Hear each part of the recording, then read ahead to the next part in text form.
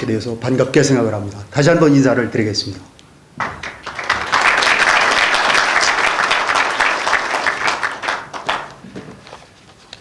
오늘 행사 전에 우리 교민사회의 꿈나무들로 구성이 된 남십자성 예술단의 훌륭한 공연에 대해서 다시 한번 감사드립니다.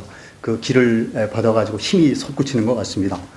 오늘 강연의 후에는 또 우리 교민사회의 또 다른 자랑인 무지개 시니어 중창단의 공연이 있을 예정입니다. 많은 기대를 해주시기 바랍니다.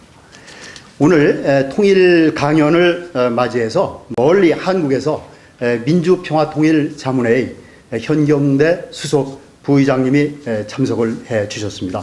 오늘 행사를 위하여 멀리 먼 걸음을 해주신 현경대 수석 부의장님께 다시 한번 감사의 말씀을 드리며 또한 강승환 과장님을 비롯한 수행원 여러분들께 다시 한번 감사의 말씀을 드립니다. 특별히 호주 아까도 소개를 드렸습니다마는 호주 민주평통회 이숙진 회장님을 비롯한 회장단 여러분들께서 참석을 해 주셨습니다.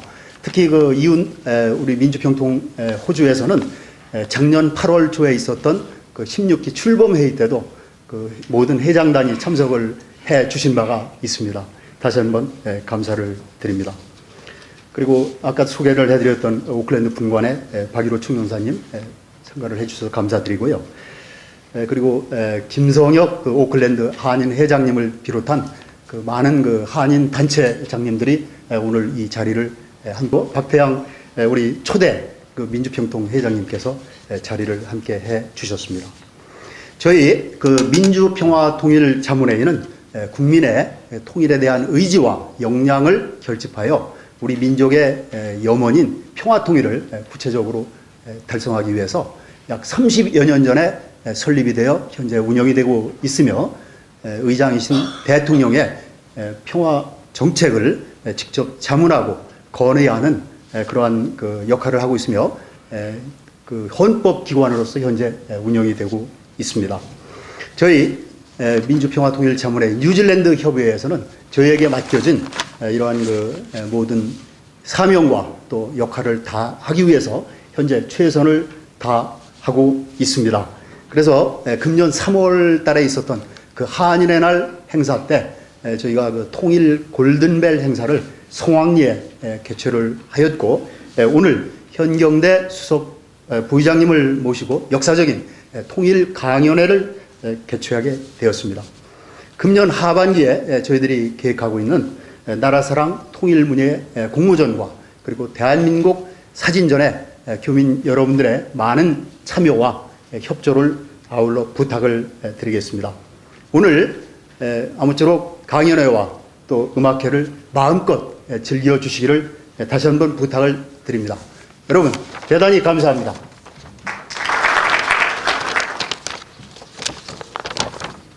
존경하는 현경대 민주평통 자문회의 수석 부의장님, 호주 뉴질랜드 평통협의회 자문위원님, 내외 귀빈 여러분, 이 자리에 함께하신 동포 여러분, 먼저 현경대 수석 부의장님을 모시고 대북 정책 강연을 갖게 된 데 대해 매우 기쁘게 또 의미 있게 생각합니다. 특별히 수석 부회장님께서 저희 뉴질랜드 협의회에 대해 각별한 관심을 가져주시고 이번에 귀중한 시간을 쪼개서 오클랜드에서 직접 강연해 주시는 데 대해 공감과 동포 사회를 대신해서 진심으로 감사의 말씀을 드립니다. 아울러 본 강연의 준비를 위해 노고를 아끼지 않으신 평통사무처와 뉴질랜드 협의회 관계자분들께 심심한 감사의 말씀을 드리는 바입니다. 잘 아시는 바와 같이 뉴질랜드는 지난 14기부터 협의회 체제로 승격되었으며 15, 16기를 거치면서 협의회로서의 진면모를 갖춘 가운데 내실 있게 평화통일 기반 구축을 위해 매진하고 있습니다. 이에 대해 이 자리를 빌어 이병인 회장님을 위시한 임원단과 자문위원님들의 노고에 격려의 말씀을 전하고자 합니다. 지난 6월 민주평통 해외지역회의가 국내에서 개최된 바 있었고, 이어서 오늘 오클랜드에서 대북정책 강연회가 개최됨으로써 평통 자문위원님들 뿐만 아니라 오클랜드 동포 분들에게서도 우리 정부가 추진하고 있는 통일 정책과 기조에 대해 현실감 있게 이해할 수 있는 계기가 될 것으로 생각합니다. 수석 부회장님의 강연을 통해 우리 정부의 원대한 통일 구상을 심도 있게 생각해보는 한편, 다시 한번 평화 통일에 대한 염원과 의지를 새롭게 하는 매우 유익한 의미 있는 기회가 될 것으로 생각합니다. 아울러 오늘 들려주시는 강연이 뉴질랜드를 위시한 해외에서 평화 통일 기반을 조성하는 귀중한 씨앗이 되고, 더 나아가 풍성한 결실을 맺을 수 있는 촉매자가 될 수 있기를 바라는 바입니다. 또한 평통 자문위원님뿐만 아니라 이 자리에 참석하신 동포 단체장님, 동포 여러분, 그리고 차세대 여러분들께서도 오늘 강연을 계기로 통일 정책에 대한 이해를 제고하여 주시고 주변에 잘 전파함으로써 해외에서 평화 통일 기반 조성에 동행하는 귀한 기회가 될 수 있기를 희망하고 있습니다. 다시 한번 대북 정책 강연의 개최를 축하드리며 아무쪼록 유익한 시간이 되기를 바랍니다. 뉴질랜드 민주평화통일협의회에서 주최하는 평화통일 주제 강연회를 축하드립니다. 오늘은 특별히 한국에서 현경대 수석 부회장님이 오셨는데 오클랜드 교민을 대표하여 환영합니다. 조국 대한민국의 평화통일은 우리 민족의 염원이자 이 시대를 사는 우리들의 최대의 과제입니다. 평화통일이라는 말은 무력을 사용하지 말고 상호 합의하에 평화적으로 통일을 하자는 말인데, 우리는 해외에 있는 한국인으로서 늘 조국에 관심을 갖고 최근에 긴장한 남북관계 속에서도 중국의 시진핑 주석의 한국 방문으로 인하여 한중 관계의 발전과 변화된 한반도 주변 정세와 세계적인 한반도 통일 이슈 등을 잘 살펴보고 이에 대한 우리의 대응 방향을 강연을 통하여 고민해보는 좋은 기회가 될 것입니다.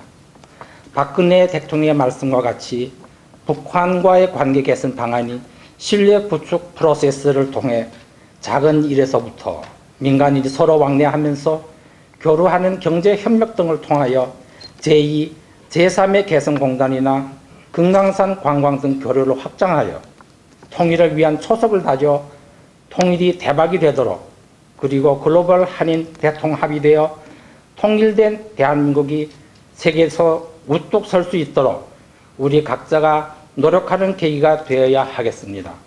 지금은 그 어느 때보다 남북 통일의 시기가 다가오고 있으므로 7천만 결의 서원인 남북 통일 성업을 이루기 위해 이 같은 평화 통일 운동의 뜻을 모으고 지혜를 모아 통일 시대를 준비하고 앞당겨 나가길 기원하며, 이 강연회를 통해서 하루빨리 통일의 시간이 단축되도록 우리 서로 노력하였으면 합니다.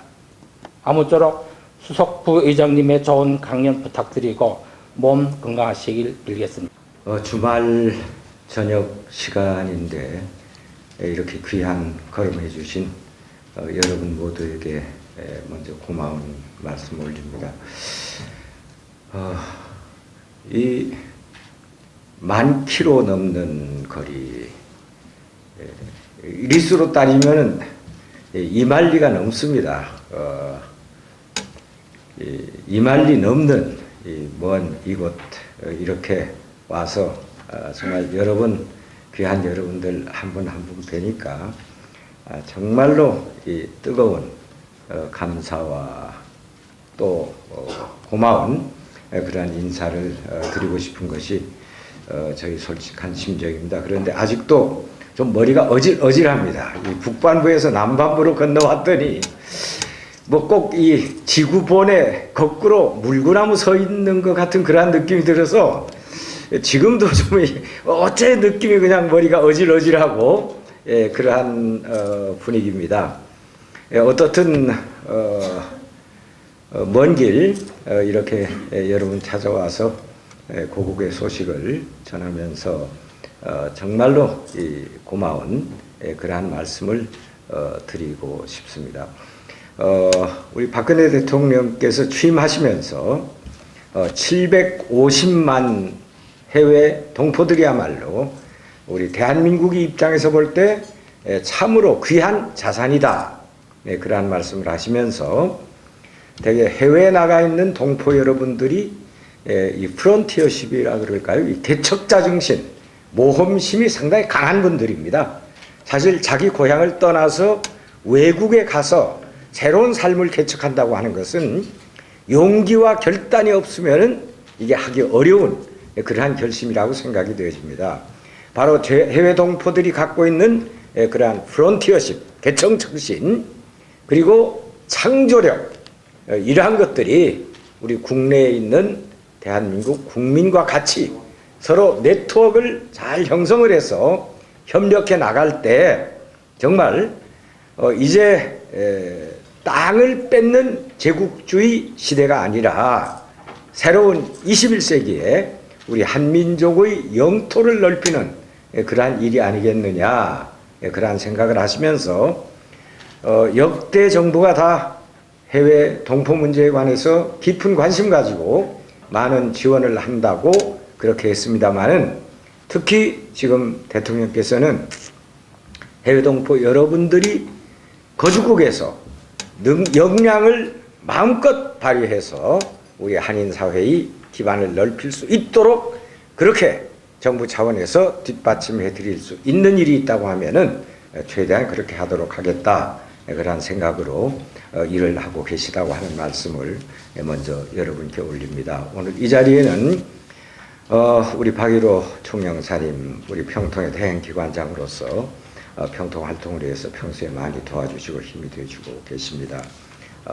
고마운 말씀 드립니다. 뿐만 아니라 우리 한인 회장님, 또 우리 역대 우리 평통 회장님 비롯해서 재양군인 회장님, 아까 몇 분 제가 개별적으로 인사를 올렸습니다마는 바로 뉴질랜드의 한인 사회를, 한인 동포 사회를 대표하는 모든 분들이 자리를 함께 해주셨습니다.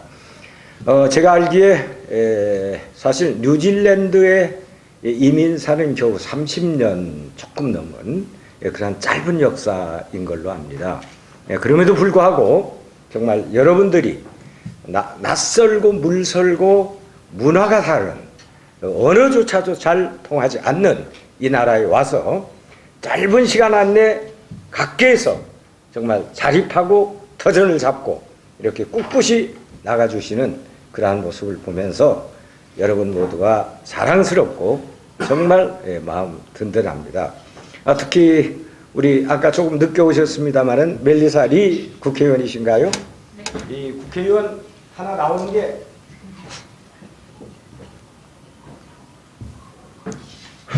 이 국회의원 하나 나오는 게 사실 그렇게 쉬운 일이 아니지 않습니까? 이민 30년 만에 우리가 이 나라의 정계에 국회의원을 하나 내보냈다고 하는 것은 그것은 이 메리사 리 의원 한 사람의 문제가 아니라 우리 한인 모두가 그런 자부심과 긍지와 자신감을 가질 수 있는 그러한 선두주자로서의 역할을 해주신 거라고 생각을 합니다. 여러분 어떻게 생각하십니까? 한번 사실 한 말씀 좀 드려야 오는데 어쩌다 보니까 시간이 이렇게 돼서 이제 우선 제가 이렇게 소개하는 걸로 대신하도록 하겠습니다. 시간이 지금 5시 반이 돼서 제가 한 50분 정도 뭐 시간 배정을 받았습니다마는 한 6시 10분 정도까지 한 40분 안내에 제가 간략하게 줄여서 몇 가지만 여러분께 말씀을 올리도록 그렇게 하겠습니다. 뭐 남북 문제, 통일 문제 하면은 여러분들 평소에 다 관심 잘 많이 갖고 계시고 뿐만 아니라 요새 뭐 이 인터넷이니 뭐니 이 정보가 풍부해가지고 여러분 뭐 모든 내용 웬만한 거 다 잘 알고 계시리라고 생각을 합니다.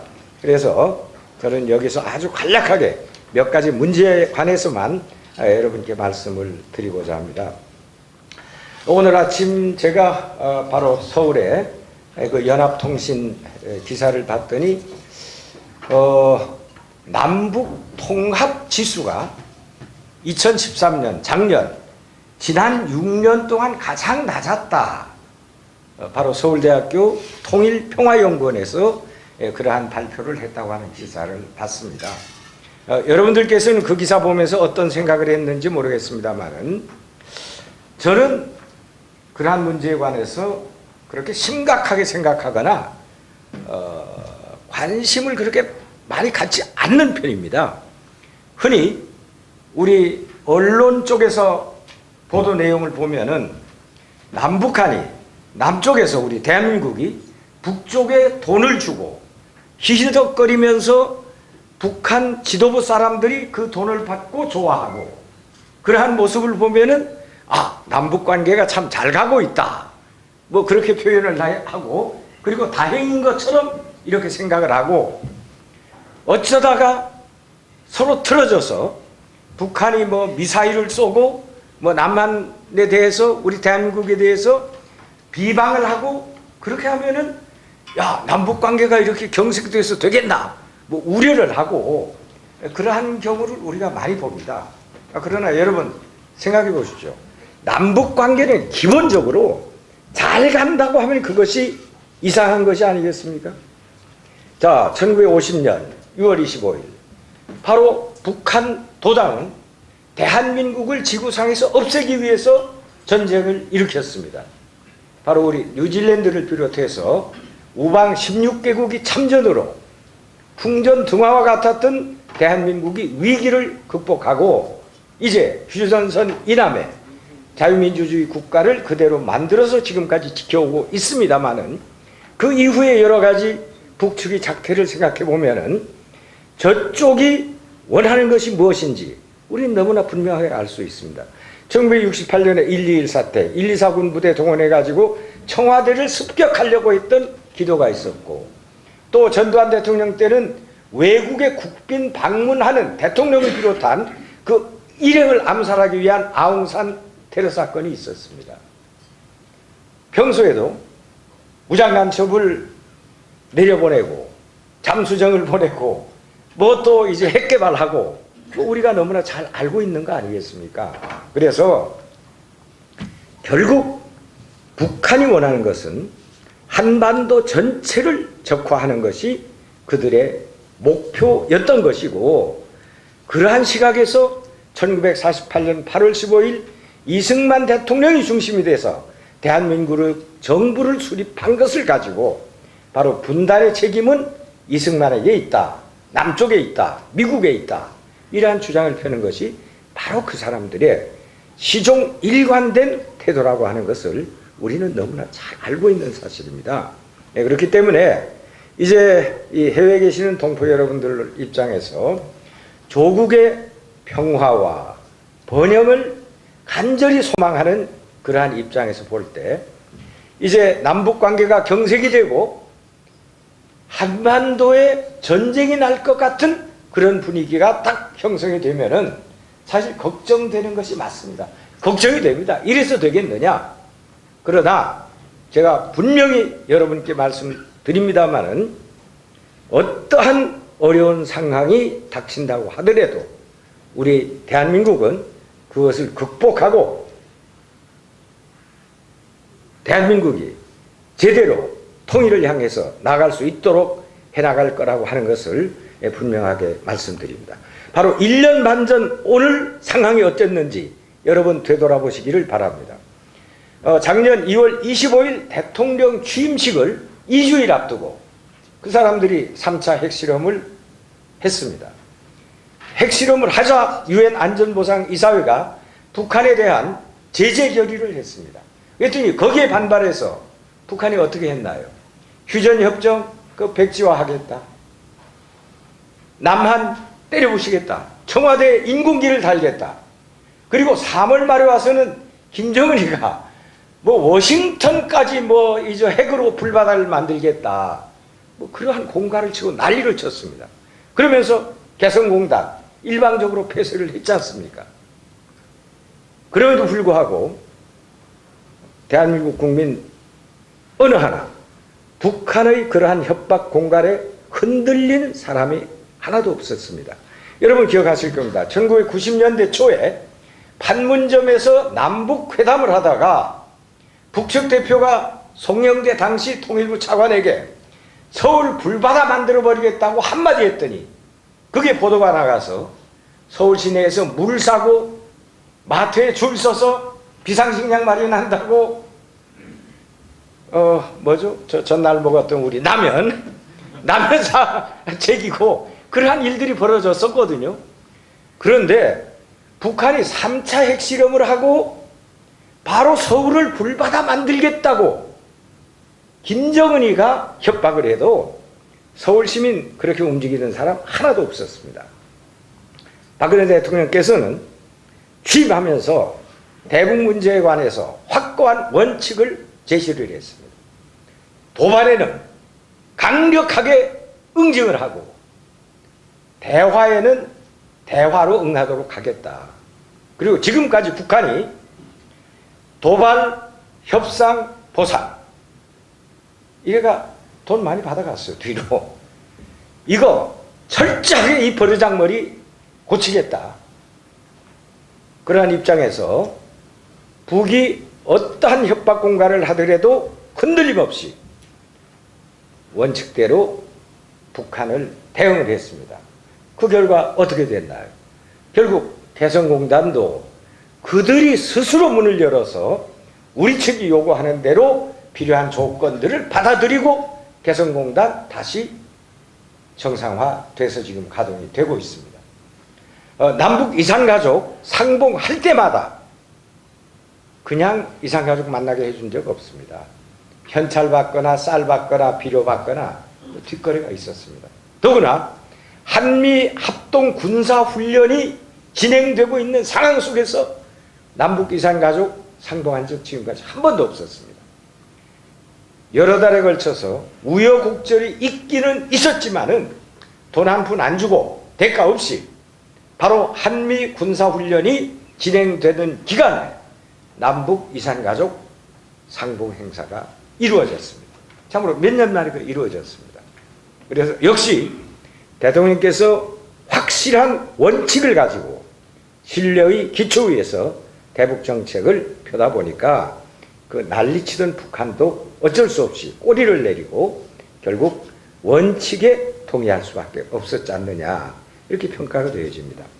여러분 외국에서 보도 나오는 그것만 보다 보면은 정말 한반도에 당장 무슨 쟤네들이 뭐 전쟁을 일으킬 것 같은 그런 느낌이 들었잖아요. 저도 미국에 있는 후배들로부터 여러 통 전화를 받았습니다. 야 괜찮나? 괜찮습니다. 걱정 마십시오. 흔들림 없이 우리 대한민국은 확고한 안보 태세를 가지고 북의 어떠한 도발에도 철저하게 대비하면서 현재의 평화 체제를 유지해 나가도록 그렇게 할 것입니다. 아마 여러분 앞에 저 종이 사진 하나씩 나눠져 있을 겁니다.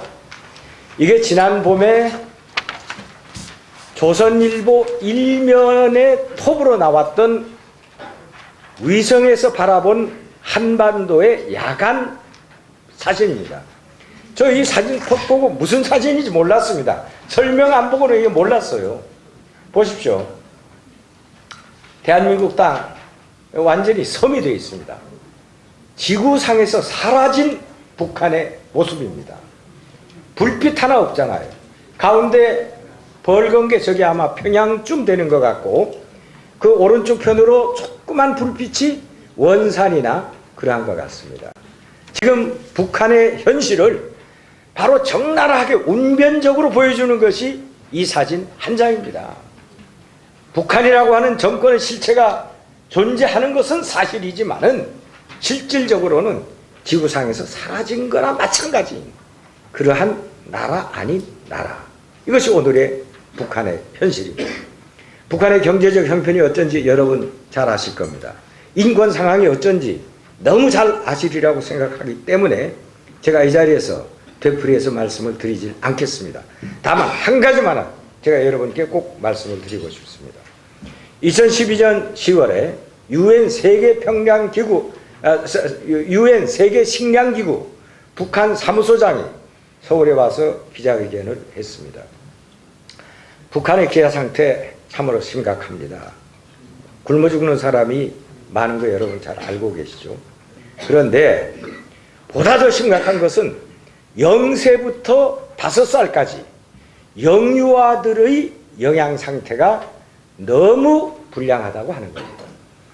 영유아의 27.9%가 뇌 형성기에 절대적으로 필요한 단백질, 미네랄, 바이타민 같은 그러한 영양 공급이 제대로 되고 있지 않기 때문에 얘네들이 그대로 성장했을 때 우리가 더 많은 돈을 들이고도 이 사람들을 정상으로 회복하는 것은 어려운 일이다.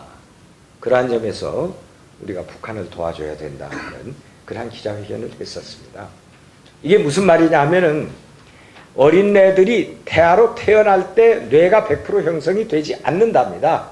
그래서 1살, 2살, 3살, 4살, 한 5살까지 꾸준히 뇌가 제대로 100% 형성이 돼가지고 정상인으로서 기능을 할 수 있도록 이렇게 되는데 바로 뇌 형성기에 필요한 영양 공급이 제대로 안 되기 때문에 뇌 발달이 제대로 안 되고 있어서 참으로 심각한 문제다 하는 얘기입니다. 이것은 개인의 문제가 아니라 또 북한 주민의 문제가 아니라 우리 한민족의 문제가 아니라 어떻게 보면은 인류의 미래를 생각할 때 참으로 심각한 그러한 문제라고 우려를 하지 아니할 수가 없습니다. 지난 봄에 독일을 방문해서 박근혜 대통령께서 바로 그렇기 때문에 드레스덴 선언을 통해서 3가지를 북한에 제안을 했는데 그 중에 첫 번째가 바로 인도적 지원의 문제로서 이산가족 상봉 정례화하는 문제와 임신 때부터 태어난 아기가 2살 될 때까지 1000일 동안 임신부와 영아를 위해서 1000일 동안 그러니까 석 달 열흘 동안입니다. 1000일 동안 그 사람들의 보건 의료를 돕는 영양을 돕는 그러한 프로그램을 북측에 제안을 했는데 그냥 단번에 차버리고 말았죠. 북쪽이. 이건 있을 수 없는 일입니다. 이제 한 가지 예를 들어서 그 말씀을 드립니다. 여러분 아시는 것처럼 대한민국과 북한의 평균 수명의 차이가 15살 차이가 납니다. 북한 사람들이 우리보다 15년 먼저 죽습니다. 키 크기 8cm가 우리가 더 큽니다. 오죽해야 반기문 유엔 사무총장이 지금 상태대로 앞으로 30년, 40년이 더 가면은 남북한 주민의 DNA가 달라질지 모르겠다. 그러한 걱정을 다 하겠습니다. 북한의 인권 문제는 더 긴 말씀 안 드립니다. 바로 우리 이웃나라 호주에 우리 대북반천이신 분이 유엔 인권조사위원장을 해서 북한의 인권 상황이 어떤지에 관해서 현장 조사를 통해 가지고 보고서를 낸 거 여러분 잘 알고 계십니다. 지난 2월 29일 날 중앙아프리카에 있는 보츠와나라고 하는 인구 250만 되는 조그만 나라의 대통령이 바로 그 보고서 읽어보고 그 다음 날로 북한과의 외교 관계를 끊었습니다. 이유가 뭐냐? 이 개명천지에 아프리카 난민보다도 더 열악한 상태에서 백성들이 살아가는 그러한 나라가 있느냐? 그러한 나라하고 보츠와나가 외교 관계를 수립하고 있다고 하는 자체가 부끄럽게 짝이 없는 일이다. 당장 단교 선언을 했어요. 아프리카 흑인 대통령 중에서도 우리나라 진보 세력 못지않게 이렇게 아주 양심적인 그러한 대통령이 있다고 하는 걸 제가 그 기사를 보면서 느꼈습니다. 바로 북한의 상황이 이렇기 때문에 작년 10월에 미국의 랜드 연구소는 북한 상황과 관련해서 이러한 보고서를 하나 냈습니다. 지금 말씀드린 여러 가지 상황을 놓고 분석해 볼 때 북한 정권이 붕괴되는 것은 너무나 분명하다. 다만 언제 붕괴될 것이냐 하는 시기 문제가 남아있을 따름이다. 따라서 미국과 한국은 북한 정권이 붕괴되면은 북한에 어떠한 일이 일어날는지 거기에 관해서 아주 자세하게 분석을 해놨습니다. 여기에 대비해서 필요한 대책을 강구해야 된다 하는 것이 랜드 연구소 보고서의 핵심 요지입니다. 일부 학자들은 김정은이 집권한 이후에 2년 반 지나는 동안 나름대로 그 정권이 안정되고 제대로 잘 가고 있다라고 하는 그러한 평가도 하고 있습니다. 맞습니다. 외형적으로 볼 때는 북한 정권이 안정된 것처럼 보여지는 것이 맞습니다. 그러나 제가 딱 한 가지만 말씀을 드리겠습니다. 2년 반 동안 김정은이가 인민무력부장을 몇 번 바꿨죠? 5번 바꿨습니다. 인민무력부장이 6개월에 한 번씩 교체가 됐어요. 김정일 집권 40년 동안에 4사람 바뀌었습니다. 김일성 40년 동안에 4사람 바뀌었고 김정일 14년 동안에 3사람 바뀌었습니다. 여러분 아마 기사 통해서 그런 소식 보고 있을 겁니다. 북한의 별 4개짜리 장군이 어느 날 별 하나 띄었다가 그 다음날 또 2개도 굳혔다가 뭐 그런 기사 우리 다 너무 잘 알고 있는 사실입니다. 적어도 나이 60 내지 70 된 장교로 임관해가지고 적어도 몇십 년 세월 군대에서 거치면서 별 3, 4개 단 그러한 장군들 나름대로 프라이드도 있고 또 국가에 대한 소명감도 있는 사람들이라고 그렇게 생각되죠. 또 나름대로 자기 체면도 갖고 있는 그러한 사람들입니다.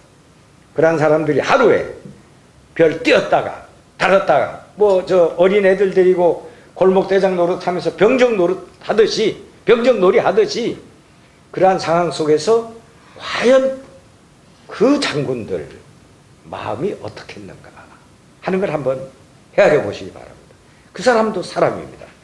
장성택이 고모부, 김정은이 고모부 장성택이 처형될 때 죄목 가운데 하나 이거 기억하시죠? 건성건성 박수를 쳤다 하는 것도 죄목 가운데 들어가 있었습니다. 그러니까 내 마음에 안 들고 죽이고 싶으면 그냥 죽이는 게 북한의 오늘의 현실입니다. 따라서 외형적으로 볼 때는 무척 안정적인 것처럼 보일 수 있습니다만은 일단 계기가 만들어진다고 하면은 순식간에 무너질 수도 있는 것이 북한 정권의 오늘의 상황이라고 이렇게 평가를 해도 틀리지 않는 것이 아닌가 그러한 생각입니다. 자 이제 북한 정권이 만약에 북한에 급변 사태가 발생했다 할 때 그 후에 어떠한 상황들이 전개될지 그것은 우리가 이제 여러 가지 시나리오를 생각할 수가 있을 겁니다. 우리 박근혜 대통령께서는 작년 2월 25일 취임하면서 국정 4대 기조 중에 하나로 평화 통일 기반 구축이라고 하는 것을 국민들께 제시를 했습니다.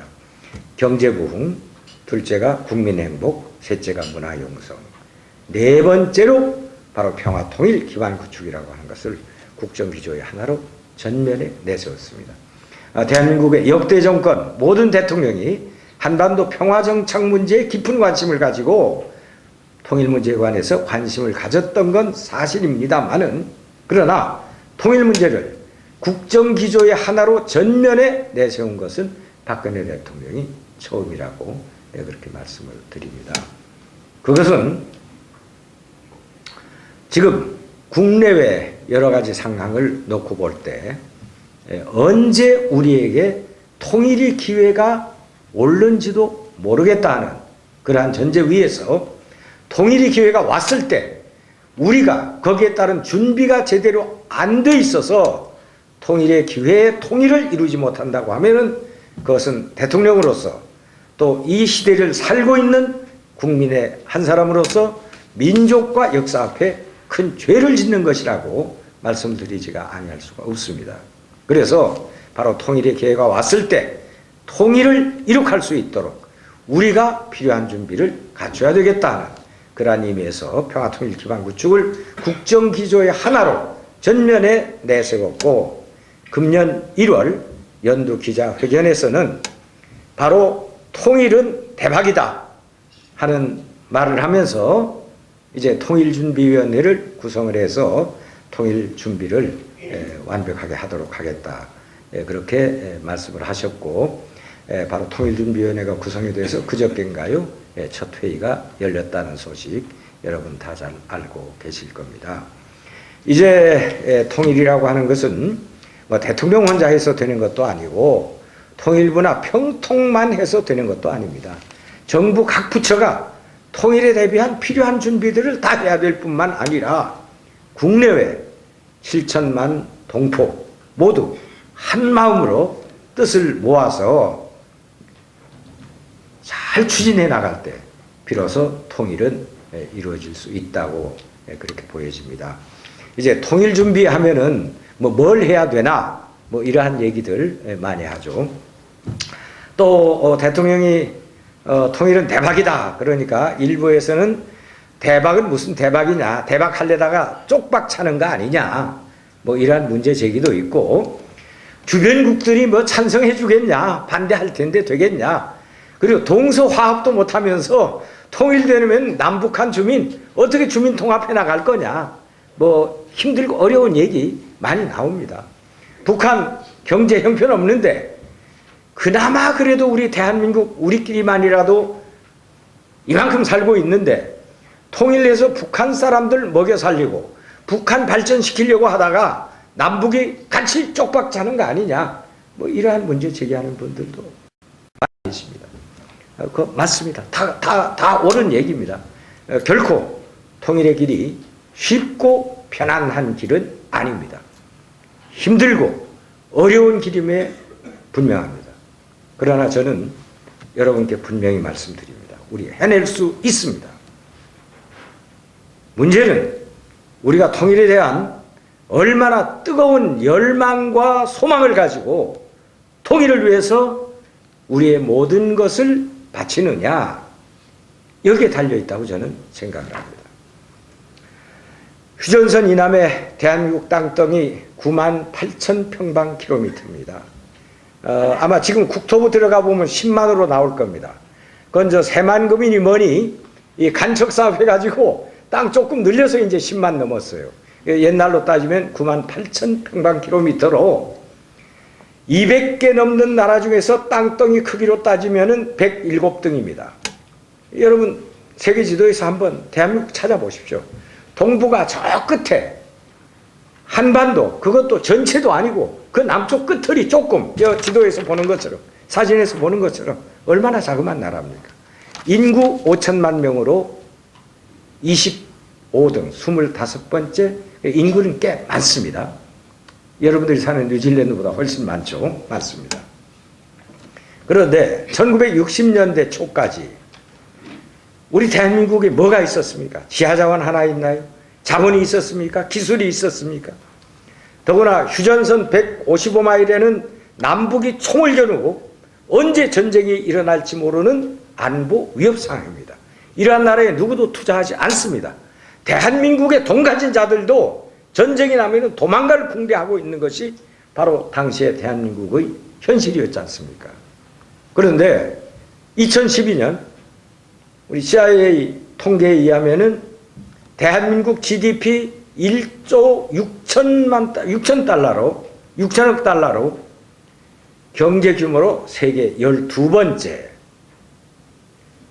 무역액 1조 달러를 돌파해서 세계 8번째의 무역 대국으로 이렇게 커졌습니다. 2012년 6월에 우리가 세계에서 7번째로 2050 클럽에 가입을 했습니다. 1인당 국민소득 2만 불 이상, 인구 5천만 명 이상인 나라가 가입하는 게 2050 클럽인데 1996년에 영국이 가입하고 난 이후 16년 만에 대한민국이 7번째로 가입을 했습니다. 여기도 K-팝 팬들이 있나요? 우리 또 한류 문화가 아주 세계를 누비고 있습니다. 자, 이렇게 오늘의 현실을 우리 되돌아보십시오. 세계에서 가장 가난한 나라, 정말 희망이 없고 싹수가 노란, 정말로 보잘것없는 대한민국이 오늘 당당하게 세계 12번째 경제 대국으로 이렇게 커나왔지 않습니까? 이거 누가 했나요? 바로 여러분들이 그 주역 아니십니까? 대한민국의 국민 모두가 오늘의 대한민국을 만드는 주역의 역할을 해왔습니다. 1960년대 초에 우리 누님들, 간호사들, 형님, 광부들 정말 낯설은 독일 땅에 가서 그 덩치 큰 서구인 시체를 만져주면서 또 막장에 가서 땀 흘려서 석탄 캐면서 마르크와 벌어가지고 고국으로 보냈고 1960년대 여기 혹시 월남 참전하셨던 분 계신지 모르겠습니다만 정글 안에서 생명을 바치고 월남의 자유를 지키기 위해서 전투 수당 벌어가지고 고국으로 보내고 70년대 중동 건설 붐일 때 정말 열사의 땅에서 우리 건설 근로자들 가서 땀 흘리면서 일해서 달러 벌어서 고국으로 보내고 이렇게 보내온 돈들이 종잣돈이 되었고 국내에 있는 또 우리 젊은이들 모든 분 정말 힘을 합쳐가지고 열심히 일해서 오늘의 대한민국을 만들어냈습니다.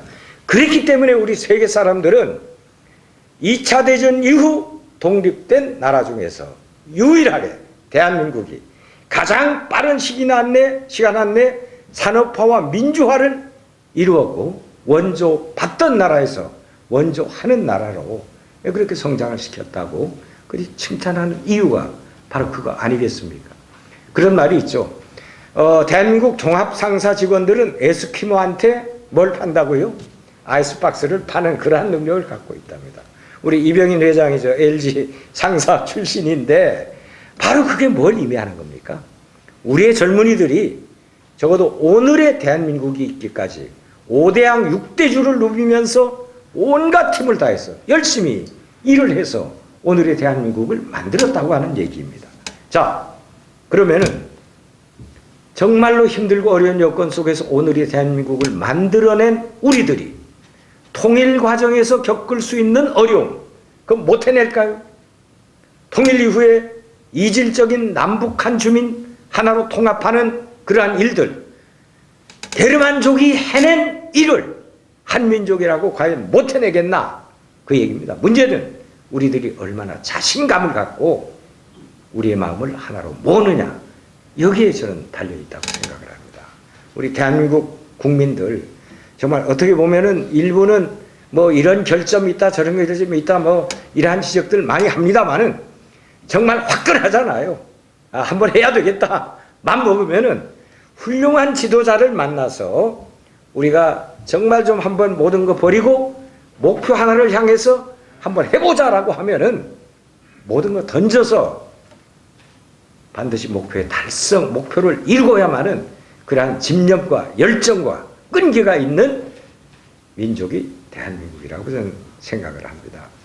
IMF 때 달러가 모자라서 큰일 났다 하니까 왜 집에 숨겨뒀던 결혼 반지 온갖 이 금들 다 들고 나와서 줄 서서 은행에 갖다 내던 그러한 모습 여러분 아마 기억할 겁니다. 그걸 보면서 세계 사람들이 다 뭐 놀랬다고 하는 그러한 얘기도 있죠. 이게 바로 우리 한민족의 근성입니다. 우리의 근성입니다. 이 근성만 살려내면 우리 통일 반드시 이뤄낼 수 있습니다. 두 번째로 통일을 위해서 필요한 것은 이 주변국의 지지입니다. 주변국의 지지는 정말 다행히 우리 분단 70년 이후에 지금 여건이 가장 유리하게 조성이 되어 있다. 이렇게 말씀을 드립니다. 여러분 잘 아시는 것처럼 국제사회에서 남북이 붙었다 하면은 미, 불, 영은 대한민국 편, 러시아, 중국은 북한 편 그랬습니다. 이제 취임하고 1년도 안 된 사이에 박근혜 대통령은 세계 질서를 주도하는 UN 상임이사국 5개 나라 정상들과 2번 이상 정상회담을 했습니다.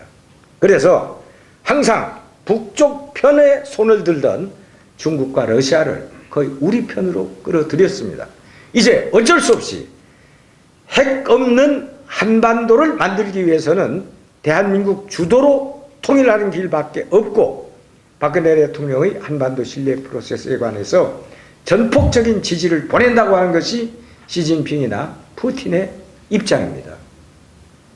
그래서 국제 정세는 그분들이 속으로는 통일되는 걸 원치 아니할는지 모르지만은 우리가 주도적으로 통일을 이끌어 나간다고 하면은 드러내놓고 반대할 수 없는 그러한 상황까지 지금 만들어져 있습니다. 세 번째, 통일을 위해서 일종의 필요 조건이라고 말씀을 드려볼까요? 그것은 바로 북한 주민의 선택입니다. 독일의 통일 과정 여러분 잘 아시잖아요. 결국 동독 주민들이 들고 일어나서 선거를 통해서 민주정부를 수립했고 그 정부가 합의를 해가지고 동서독 통일을 이끌어냈습니다. 바로 평화적으로 동서독이 통일할 수 있었던 핵심은 바로 동독 주민의 선택에 달려 있었던 겁니다. 그러한 점에서 우리도 한반도의 평화적 통일을 위해서 가장 중요한 핵심적인 부분은 바로 북한 주민이 선택이라고 우리들은 그렇게 판단을 합니다. 평통이 금년도 역점 사업 중의 하나로 하나다섯 운동이라고 하는 것을 펼칩니다. 그것은 지금 북한 주민의 1000분의 1이 넘는 2만 6천 명이 넘는 탈북민들이 지금 대한민국에 와서 대한민국의 시민으로, 국민으로 지금 정착을 하려고 노력을 하고 있습니다. 그분들은 아시는 것처럼 공산주의 체제에서 태어나서 거기서 교육받고 일을 하다가 시장경제 체제로 넘어온 그러한 분들입니다. 이 체제에 적응하는 것이 결코 쉽지가 않습니다. 그래서 바로 먼저 온 통일이라고 할 수 있는 2만 6천 탈북민들을 아주 성공적으로 자유민주주의 사회 시장경제 체제에 정착할 수 있도록 돕는 사업을 우리가 열심히 하고 있습니다. 그것은 이후 통일이 됐을 때 2,500만 북한 주민을 어떻게 우리 체제에 적응하도록 훈련을 시키느냐 하는 바로 거기에 대한 선언적 경험을 우리들이 얻을 수 있는 참으로 소중한 기회다. 이렇게 말씀을 드릴 수가 있습니다. 바로 한 달 전에 지난 연초부터 몇 달에 걸쳐서 조선일보가 중국에 가서 일을 하고 살고 있는 북한 주민 100명을 심축 면접한 내용을 종합해서 발표한 게 있습니다. 거기 보면은 북한 주민으로서 여권을 가지고 중국에 들어가서 거기서 일하면서 살고 있는 북한 주민 얘기입니다. 100명 중에 97명이 통일을 원하고 공산주의 체제보다는 자본주의 체제가 더 낫다. 이러한 답을 내놓고 있습니다. 그것은 저희들로서는 참으로 고무적인 그러한 일이라고 생각이 되어집니다. 자, 이제 우리 정부가 생각하는 통일의 비전이 어떠한 것인가에 관해서 간략하게 제가 시간 안내 요약해서 말씀을 드리도록 하겠습니다. 통일 원래 하나였던 거 둘로 갈라졌으니까 당연히 합쳐야죠. 그게 순리입니다. 그러나 우리가 추구하는 박근혜 대통령이 추구하는 우리의 통일은 우리만 잘 살자고 하는 것이 아니라 바로 핵없는 그리고 남북이 자유롭게 모든 사람들이 다닐 수 있는 한반도 대한민국 주도의 자유민주주의 기본질서에 입각한 통일을 이룬다고 하는 것은 바로 그 통일은 동북아 평화와 번영의 기초가 될 뿐만 아니라 바로 세계 평화와 세계 경제의 중심이 되는 그래서 세계의 어떤 지각병동 새로운 질서의 재편을 의미하는 창조적 통일이라고 하는 그런데 역점을 두고 있다고 하는 그러한 말씀을 드립니다. 그것은 한반도의 지정학적 위치와 직접적 연관이 있습니다. 여러분 우리 역사 5,000년 역사를 돌아보면은 적어도 970회 이상 외국으로부터 우리가 침략을 받았습니다. 한반도 지정학적 위치 때문에 그렇습니다. 대륙 세력, 중국 쪽, 북쪽에 북방 세력이 힘이 있을 때는 북쪽으로부터 우리가 침략을 받았어요. 해양 세력, 남쪽이 융성할 때는 남쪽으로부터 우리가 침략을 받았습니다. 바로 임진왜란 같은 것이 그러한 예라고 말씀을 드릴 수가 있겠죠. 바로 그러한 의미에서 한반도가 갖는 지정학적 위치라고 하는 것은 상당히 중요합니다. 이제 작년 10월에 박근혜 대통령이 유라시아 이니셔티브를 제안을 했습니다. 원래 유라시아 대륙은 세계 육지의 한 40%를 차지하고 세계 인구의 71%가 사는 대륙이 유럽, 아시아 대륙입니다. 기원전부터 실크로드를 통해서 동서 교류가 이루어졌었는데 냉전 시대의 공산주의 국가가 중간에 섬으로써 완전히 동서 교류가 단절이 되어 있었습니다. 이제는 이 유라시아가 하나의 대륙, 창조의 대륙, 평화의 대륙으로 하나의 경제권으로 통합해서 발전해 나가야 될 그러한 때가 됐다. 그래서 유라시아를 하나로 만들자 하는 그러한 제안입니다. 바로 유라시아 이니셔티브의 핵심이 실크로드 익스프레스라고 말씀을 드릴 수가 있습니다.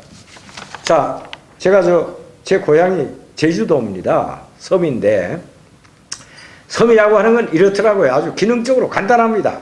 섬 밖으로 나가려고 하면 배를 타거나 비행기를 타는 방법밖에 없습니다. 그런데 지금 우리 대한민국의 현실이 어떻습니까? 사실 육지로 이어져 있긴 있지만은 북한이라고 하는 이 실체 때문에 비행기다 배 아니고는 외국으로 나갈 수가 없습니다. 기능적으로는 우리가 섬나라에 살고 있습니다. 여러분 뉴질랜드처럼 조그만 섬나라에 살고 있는 게 우리 대한민국입니다.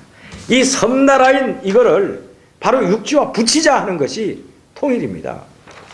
부산, 목포에서 출발한 열차가 서울 거쳐서 평양, 신의주 거쳐서 함흥, 원산 거쳐서 시베리아로, 만주로, 그리고 우랄산맥 거쳐가지고 모스크바, 파리, 베를린, 파리, 그 다음 마드리드, 런던까지 한꺼번에 쫙 달려갈 수 있는 그러한 실크로드 익스프레스. 이것이 만들어진다고 하는 것은 바로 대한민국이 북방 경제와 남방 경제를 잇는 교량의 역할을 하게 될 뿐만 아니라 남방 문화와 북방 문화, 대륙 문화와 해양 문화를 함께 어울러서 새로운 문화를 창조하는 새 문화의 중심지가 될 수 있다고 하는 것을 의미하게 됩니다. 가령 예를 들면 생각해 보십시오. 지금 여러분들 여기서 만든 제품 서유럽으로 보낼 때 전날 물어봤더니 수에즈 운하 통해서 서유럽으로 선편으로 그렇게 간다고 얘기를 들었습니다. 아마 50일 이상 시간이 걸릴 겁니다. 서울서 그렇게 가는데 45일 걸린다고 들었거든요.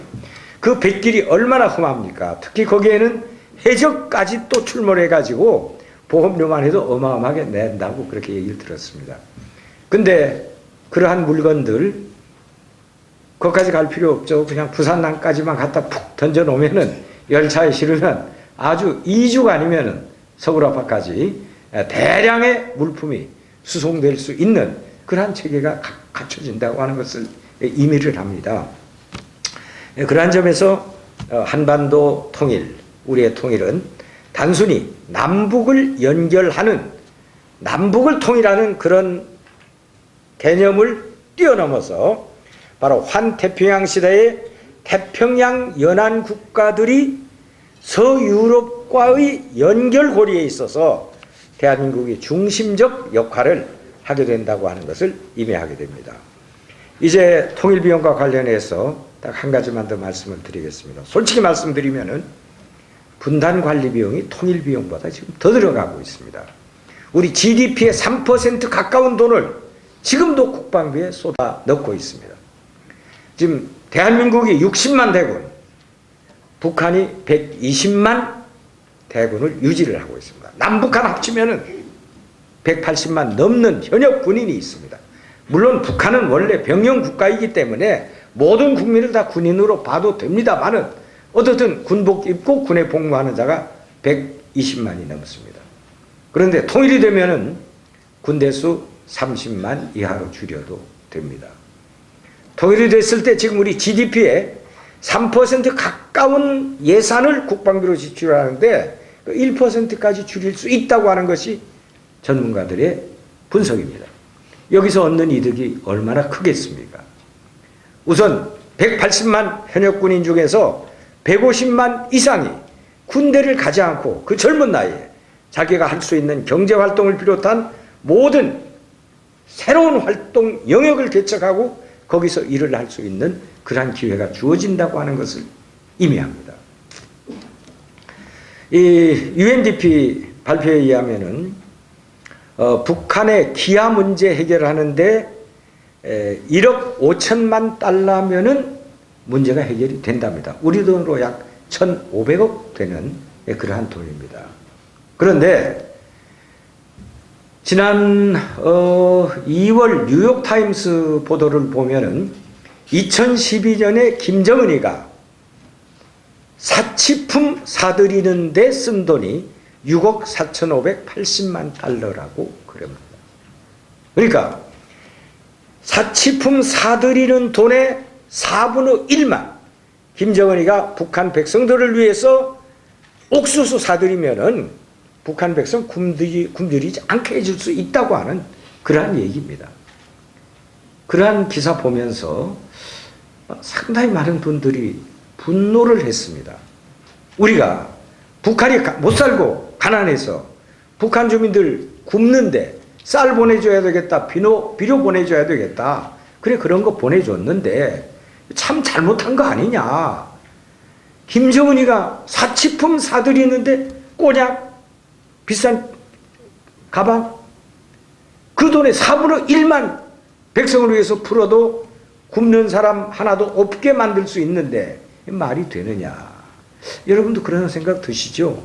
사람이라고는 그런 생각 들어갈 겁니다. 바로 그래서 이제 우리 많은 분들하고 얘기를 나누다 보면은 북한 주민 먹여 살리는 거 1,500억이면 돼? 그거 별로 부담으로 생각하지 않습니다. 시설이 없다고 하는 것이 오히려 통일됐을 때 남한 기업에는 참으로 귀한 기회가 될 것이다. 그런 말을 했습니다. 2009년에 미국의 골드만삭스가 통일 한국의 비전에 관해서 보고서를 낸 게 있습니다. 거기 보면은 만약에 통일이 되면 북한의 지하자원이 지금 7천조 원, 7천조입니다. 억이 아니라 7천조 원 넘는 지하자원이 매장되어 있다고 합니다. 거기다가 북한의 노동력, 여기에 대한민국의 자본과 기술이 합쳐지면은 시너지 효과를 내서 통일된 이후에 30년 내지 50년 안에 영국 불란서 독일 경제를 능가하고 일본을 뛰어넘어서 세계 2대 경제 대국으로 대한민국이 발전할 것이다. 그러한 예측 보고서를 이미 4년 전에 골드만삭스가 내놓고 있습니다. 이것이 결국은 허황된 것은 아니라고 생각이 되어집니다. 여러분 보십시오. 지금 세계는 미국과 중국이 경제 강국으로 이렇게 선두 달리고 있고 그 이외 여러 나라들이 뒤를 쫓아가고 있습니다. 그런데 모든 나라들이 이제 어떻게 보면은 발전할 수 있는 한계에 다다라 있는 그러한 상황이라고 판단도 되어집니다. 그런데 우리에게는 적어도 10만 평방킬로미터와 2,500만 인구를 갖는 북한 땅, 이것이 우리 앞에 놓여져 있습니다. 통일이 된다고 하는 것은 무엇을 의미하는 겁니까?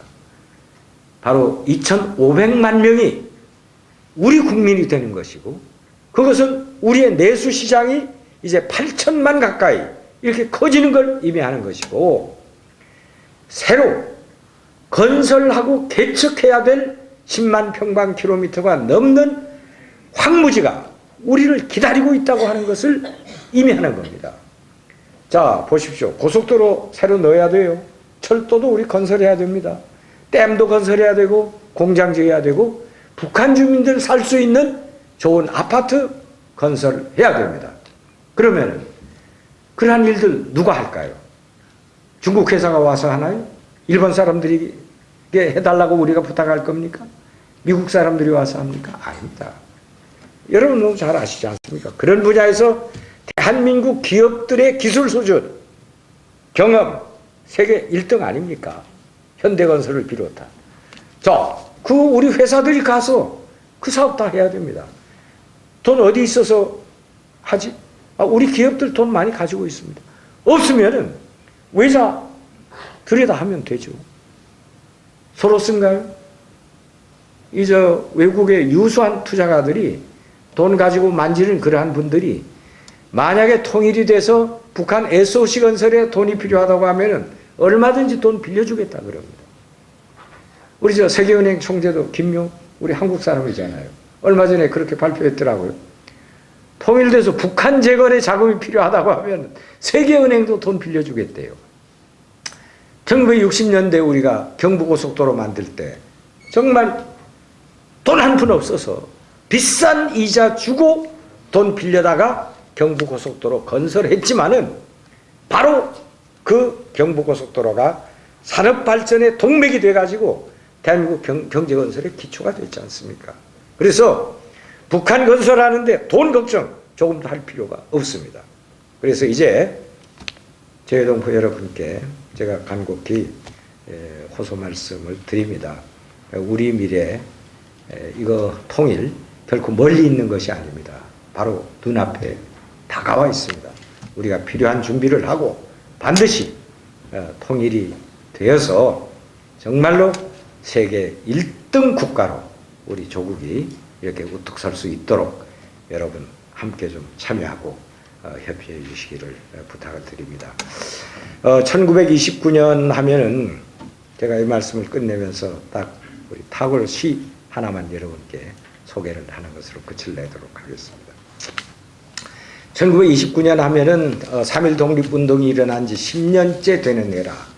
일제가 우리 국민들을, 우리 민족들을 아주 압박하던 그러한 힘든 시기였습니다. 그때 인도의 시성 타골이 일본을 거쳐가면서 동아일보를 통해서 우리 조선민족에게 동방의 등불이라고 하는 시를 하나 보내줘서 우리 언론에 소개됐던 거 여러분 다 기억하고 계실 줄 압니다. 일찍이 아시아의 황금 시절에 빛나던 등불이 하나였던 코리아, 그 등불 다시 켜지는 날 너는 동방의 큰 빛이 되리라. 이렇게 이 시는 시작을 합니다. 그러면서 중간에 이제 여러 가지 얘기가 나옵니다만은 제일 마지막에 타골이 동방의 등불이라고 하면서 우리 국민들에게 주는 시의 끝 맺음을 이렇게 맺습니다. 나의 마음의 조국 코리아여 깨어나소서. 깨어나라 그럽니다. 정말 그렇지 않습니까? 우리 국민들이 잠자고 은둔할 때는 주변국들로부터 핍박을 받고 식민지까지도 되었던 그런 어려운 시절이 있었습니다. 그러나 잠들지 않고 타골이 간구했던 것처럼 깨어나 있으면은 분명코 우리는 세계의 1등 나라로 여러분들의 힘으로 우리들의 힘으로 우리 대한민국을 만들 수 있습니다. 함께 좀 한번 해보십시다. 고맙습니다.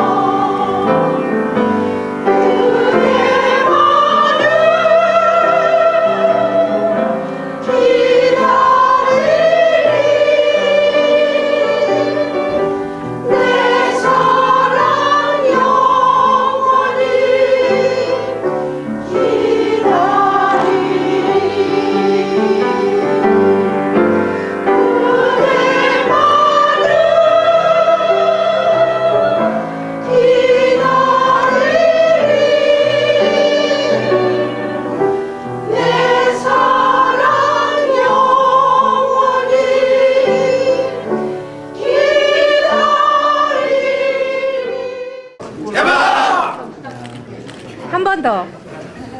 통일!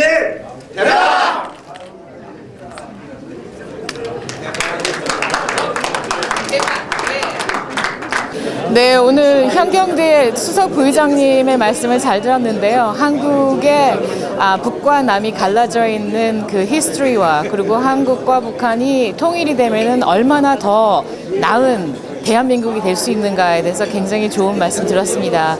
그리고 사진도 하나 봤는데 남한에서는 이제 불빛이 반짝반짝하고 이북에서는 불빛이 없는 굉장히 마음 아픈 상황을 봤습니다. 이렇게 우리 교민분들을 위해서 수석 부의장님까지 오셔서 이렇게 연설도 해주시고 한국의 통일에 대해서 우리 교민분들이 많이 관심이 있다는 건 너무나 좋습니다.